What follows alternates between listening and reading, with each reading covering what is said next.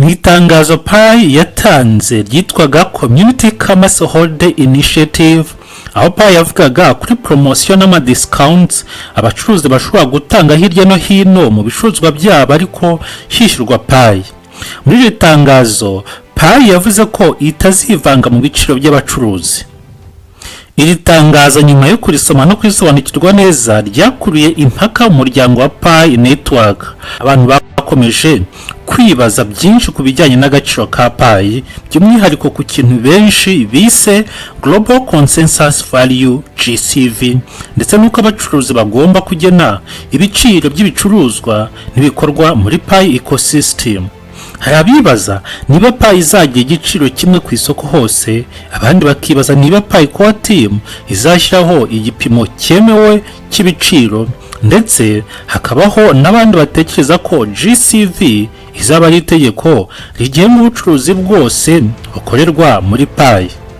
Kugira ngo dusobanukirwe neza ni ngombwa gusubira ku mizi ya payi network, ku buryo ubukungu bukora no ku ntego nyamukuru payi core team ifite. Icyambere tugomba gusobanukirwa ni GCV icyo ari cyo n'ikitari cyo. Global Consensus Value ni igitekerezo cyaturutse mu muryango wa payi, si itangazo ryemewe rya payi core team. GCV nishingiye ku gitekerezo cy'uko umuryango ushobora kumvikana ku gaciro ka payi hashingiwe ku cyerekezo cy'igihe kirekire, ku mubare w'abayikoresha no ku nyungu payi ishobora gutanga mu bukungu nyabwo. Ni imitekerereze y'abapayoniya ishaka kuvuga iti niba payi ikoreshwa cyane, ifite ecosystem ikomeye kandi ikaba ifite ifaranga ry'abantu benshi, ishobora kugira agaciro kanini. Icyakora aha niho abantu benshi bakora ikosa gufata GCV nk'igiciro cyemewe ku isoko. Mu by'ukuri GCV si igiciro cyemewe, si itegeko, kandi si ikintu cyashyizweho n'inzego zigenzura amasoko ya crypto.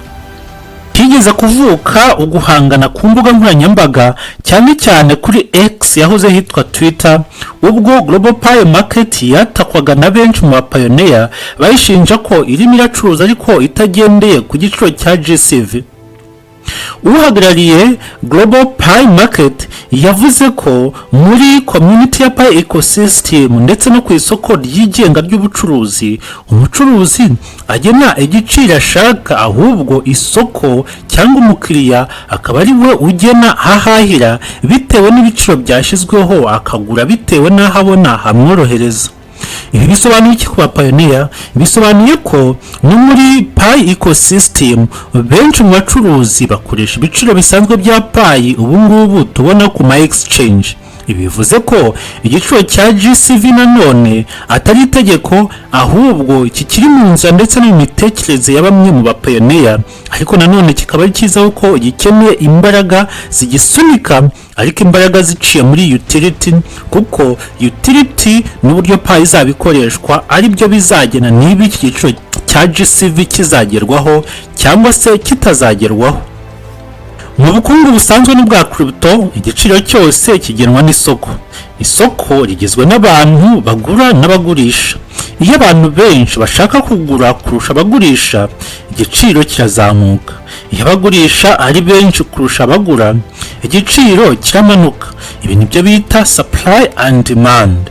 Nta muryango, nta sosiyete, nta tsinda ry'abantu ryashobora gutegeka isoko mpuzamahanga igiciro kimwe cy'ifaranga rya crypto igihe rimaze kujya hanze, haba ku ma exchange cyangwa se muri ecosystem y'uwo mushinga w'iryo faranga.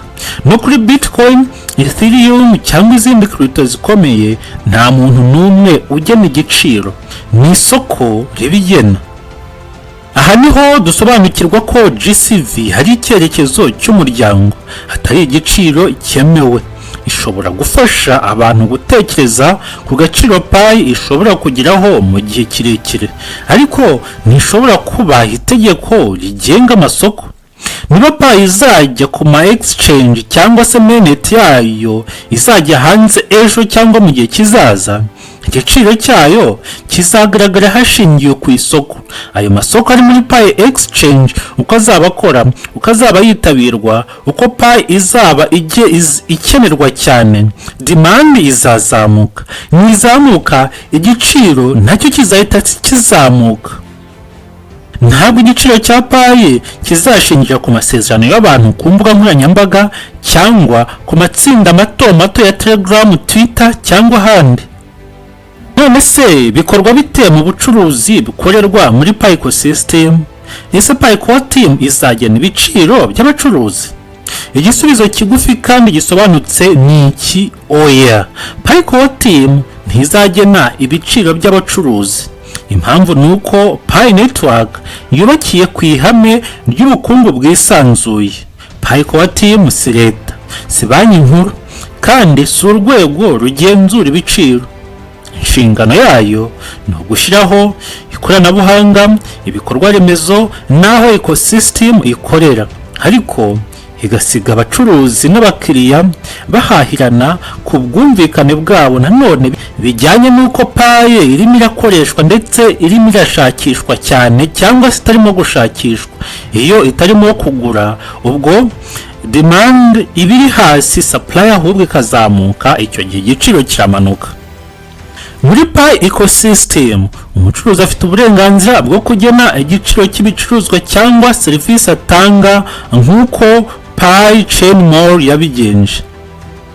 Ashobora kuvuga ati iki gicuruzwa nkigurisha pi zingana gutya, cyangwa agashyiraho uburyo buvanze hybrid pricing, aho igiciro gishyirwa ku mafaranga asanzwe kigahindurwamo pi hashingiwe ku giciro cy'isoko cyangwa ku bwumvikane n'umuguzi. Ibi ni ibisanzwe no mu bucuruzi busanzwe. Ntabwo ubwira umucuruzi igiciro agomba kugurishaho umuceri, imyenda, serivisi za interinete cyangwa se ubuvuzi. Isoko niryo ribigena. Hagati aho hari abibaza bati, ese niba pi core team itagena ibiciro, ni gute hazabaho ituze mu bukungu bwa pi? Igisubizo ni uko ituze rituruka ku ikoreshwa utility, si ku mategeko ahatira abantu. Igihe pi izaba ikoreshwa n'abantu benshi, ikoreshwa ahantu henshi, bakayemera mu bucuruzi, isoko rizatangira kwiyungurura. Isoko rizatangira kwiyungurura ubwaryo. Abacuruzi bazashyiraho ibiciro byabo, abaguzi nabo bazahitamo aho bagurira hashingiwe ku giciro, ku bwiza no ku cyizere. Ibi bizatuma ibiciro bigenda bisobanuka buhoro buhoro aho kuba iby'igitugu. Ngombwa kandi gusobanukirwa ko pi core team itigeze itangaza ko GCV hari igipimo cyemewe, ahubwo ibikorwa bya pi bigaragaza ko bashyira imbere ecosystem, merchants, apps n'abiyo utility. Ibi tubibona mu bikorwa nka pi fest, community commerce events, Menya apps, pi wallet na pi dex. Ibi byose bigamije gutuma pi ikoreshwa aho kuba ifaranga ryo gutegereza igiciro gusa. Ku bacuruzi ibi bisobanuye iki? Bisobanuye ko umucuruzi agomba gufata pi nk'andi mafaranga yose, agatekereza ku giciro cy'ibicuruzwa bye, ku isoko rimukikije, ku bushobozi bw'abakiriya no ku nyungu ashaka kubona. Nta tegeko rizava kuri pi core team rimubwira ngo ugomba kugurisha kuri GCV cyangwa se ikindi giciro runaka. Ibyo byaba binyuranyije n'amahame ya pi yo kubaka ubukungu bw'abantu, si ubukungu buyoborwa n'itegeko rishyizweho n'urwego runaka muri pi network. Kuba pioneer ni ingenzi kumva ko agaciro ka pi kazubakwa n'abantu bayikoresha, si itegeko rimwe. Iyo abantu bagura, bagurisha, bakoresha pi mu buzima bwa buri munsi, nibwo agaciro ka pi kazagenda kiyubaka buhoro buhoro. GCV ishobora kuba ari inzozi ubu ngubu cyangwa se icyerekezo cyiza, ariko agaciro nyako mu kuri ka pi network kazaturuka ku bikorwa bifatika, nuko pi izagenda ikoreshwa n'abantu benshi.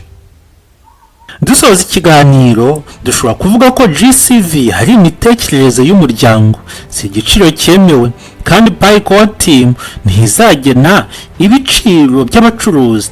Pi Network yubakiye ku bwisanzure bw'isoko, ku ikoreshwa rifatika no ku muryango w'abantu bahitamo uko bahana agaciro.